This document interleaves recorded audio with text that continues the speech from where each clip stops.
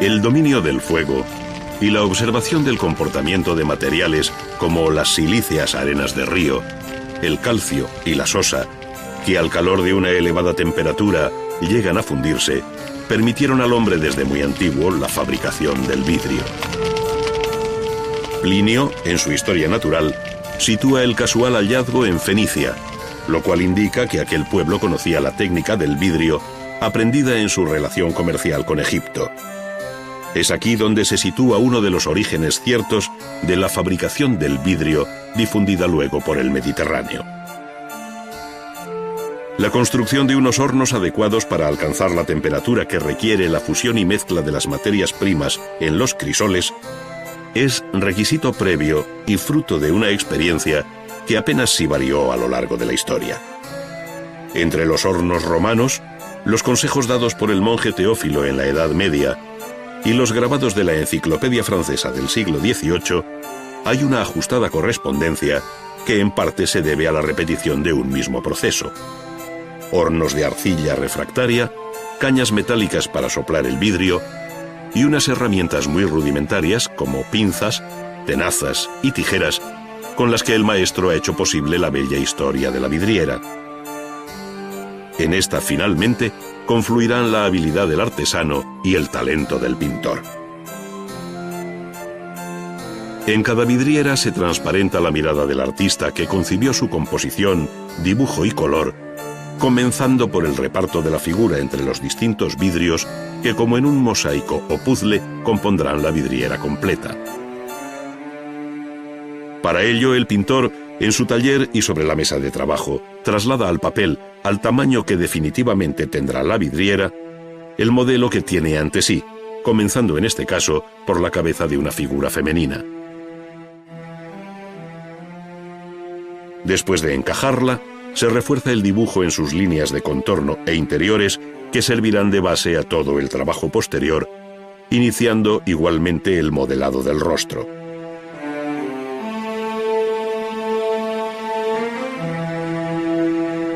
Esta misma operación se repite sobre el papel hasta completar los motivos y formas que corresponden a cada uno de los vidrios, cuyas emplomadas y negras líneas de unión también se han reflejado sobre el dibujo.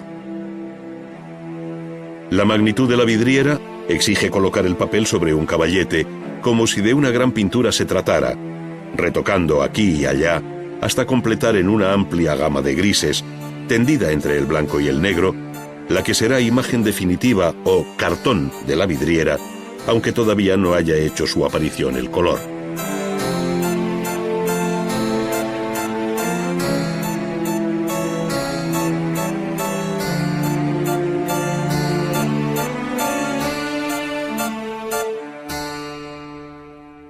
Al día siguiente, al amanecer, y frente a la limpia luz que invade de nuevo el taller, el pintor continúa su trabajo en medio del silencio y orden que éste exige.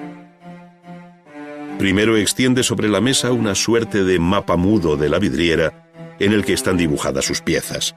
Después, a contraluz, escoge de un muestrario el color que señalará a cada vidrio, escribiendo su nombre sobre el papel o poniendo una marca equivalente como se hacía en la Edad Media. Recorta luego cada fragmento por la línea que más tarde ocuparán los plomos, de tal modo que cada uno de los papeles servirá de plantilla individual bajo el vidrio del color seleccionado. Provisto de una punta de diamante, el maestro lleva el instrumento de corte sobre la línea exterior que corresponde a cada vidrio, y así, con la misma seguridad con que estas manos antes dibujaban, ahora siluetean y cortan uno tras otro los quebradizos fragmentos de vidrio laminado.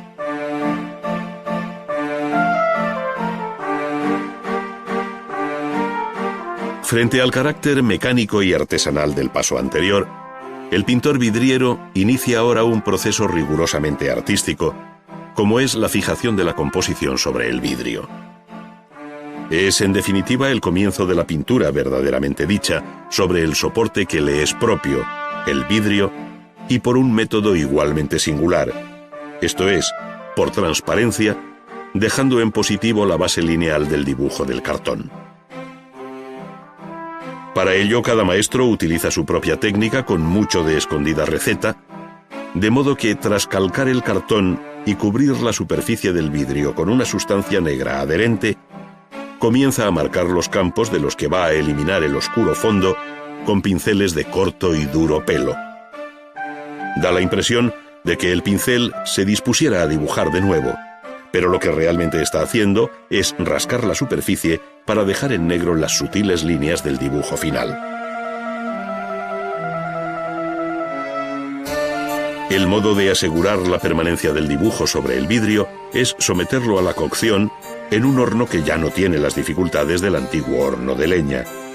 Con un potente horno eléctrico que permite alcanzar la temperatura deseada, se garantiza sin esfuerzo y con limpieza la vitrificación del dibujo, que al enfriarse ya se ha hecho solidario con el vidrio.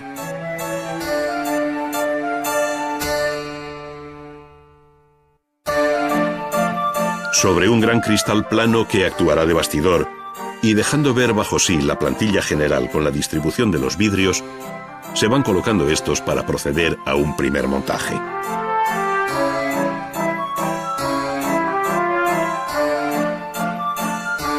Con una pasta líquida y caliente que al enfriarse se endurece, se van uniendo los vidrios entre sí y estos con el bastidor, de tal manera que permita poner vertical la vidriera y pintar sobre ella.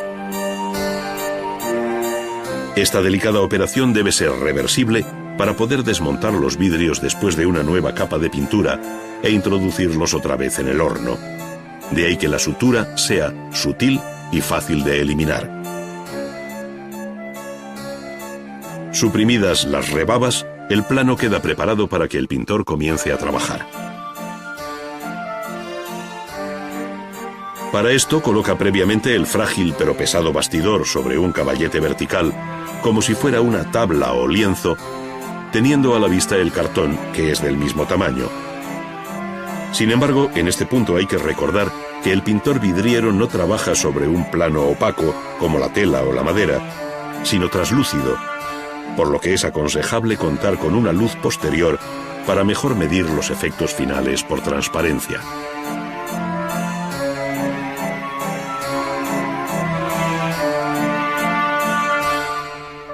La preparación de la llamada grisalla, que aquí consiste en una mezcla de finísimos polvos de tierras calcinadas con algo de hierro y amasada con agua y diluida más adelante con vinagre, no difiere mucho de la receta dada en el siglo XII por el monje Teófilo, quien, en su tratado sobre diversas artes, recomendaba combinar polvo de cobre, partículas de vidrio y safir griego, todo bien molido, mezclado y finalmente diluido en vino u orín. El resultado es una especie de tinta negruzca, con la que se cubre toda la superficie de la vidriera, adhiriéndose a ella después de varias manos.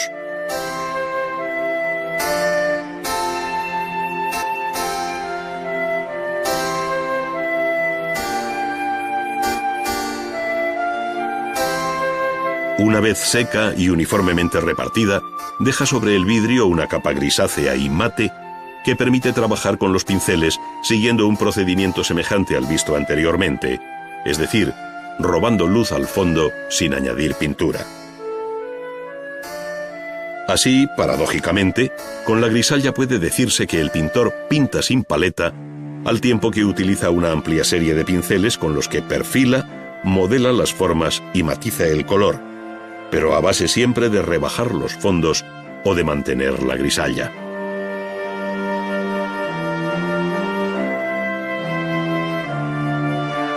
Con la grisalla se realzan también en negativo sobre los vidrios inmediatos algunos temas de libre inspiración a los que la luz, por transparencia, dará el protagonismo correspondiente.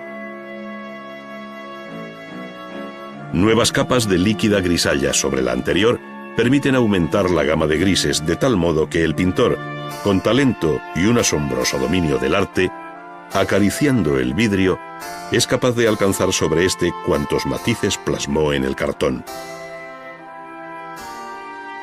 Habitualmente la distancia que separa al espectador de una vidriera colocada en lo alto de una catedral impide apreciar en su justo valor la belleza que aquella encierra. Resulta imposible percibir y adivinar desde el suelo el cuidado puesto por el artista en este o aquel fragmento, pues el pintor solo concibe su obra con la mayor perfección, al margen de que ésta sea alcanzada por humana mirada.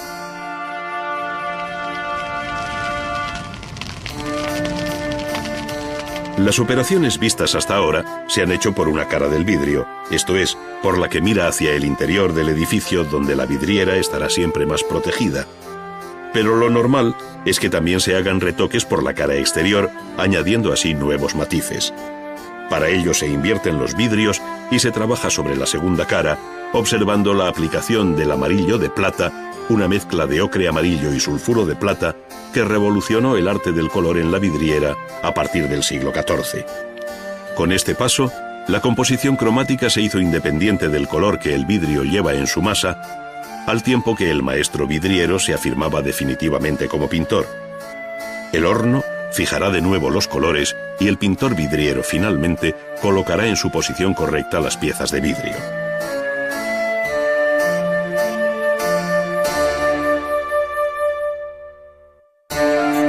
Los muchos oficios que en el arte de la vidriera se juntan obligan a volver de nuevo al fuego, esta vez para fundir el plomo que se requiere como elemento de unión de lo que hasta ahora no es sino una serie invertebrada de vidrios sueltos.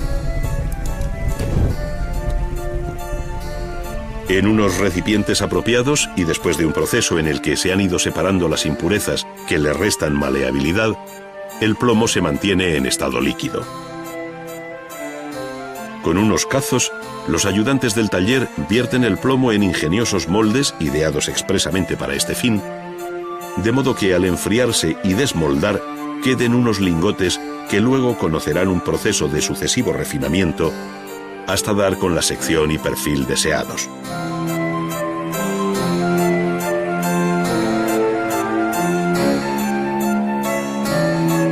Esta última fase de laminado se hace ya en frío. De ahí la importancia de la calidad del plomo para que conserve su ductilidad sin perder firmeza, pues de ello dependerá en buena medida el ajuste final de los vidrios.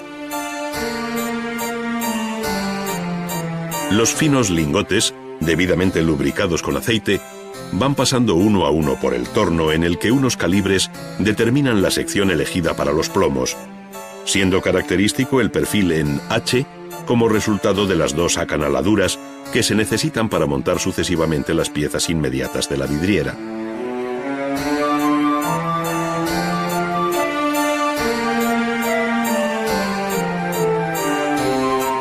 El emplomado de los vidrios es tarea paciente que el maestro deja en manos de los más jóvenes ayudantes, que muchas veces en la historia de la vidriera son sus propios hijos. Estos, en estrecha colaboración y bajo la dirección del padre, conservaron fórmulas y secretos de taller que adquirieron gran personalidad. Ahí están nombres como el de Arnau de Flandes y sus hijos, que trabajaron en Castilla, o el de los Fontanet, activos en Cataluña, para probarlo. Cada uno de los vidrios es ajustado sobre la plantilla muda entre los plomos, procurando ceñirlos bien al perfil de las piezas para evitar luego deformaciones y alabeos.